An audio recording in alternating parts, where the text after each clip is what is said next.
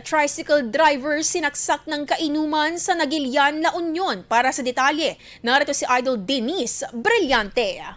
104.7 IFM. Report! Isang 32 anyos na tricycle driver ang lubhang nasugatan matapos saksakin sa Nagilayan, La Union. Ayon sa paunang investigasyon, nakikipag-inuman ng biktima kasama ang kanyang mga pinsan malapit sa kanilang compound nang dumating ang dalawang suspect. Nanyayahan umano ng pinsan ng biktima ang unang suspect na makisalo sa inuman, ngunit makalipas ang ilang sandali ay nagbitaw ito ng masasamang salita. Nagtalo umano ang dalawa bago humugot ng kutsilyo ang suspect saka isinaksak sa biktima. Sinubukan pang tumakbo ng biktima ngunit naabutan ng suspect matapos madapa dahilan upang ilang beses pang saksakin ng suspect.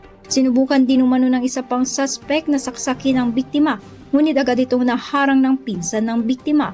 Agad na dinala sa ospital ang biktima upang magamot samantala parehong naaresto ang dalawang suspect malapit sa lugar ng insidente.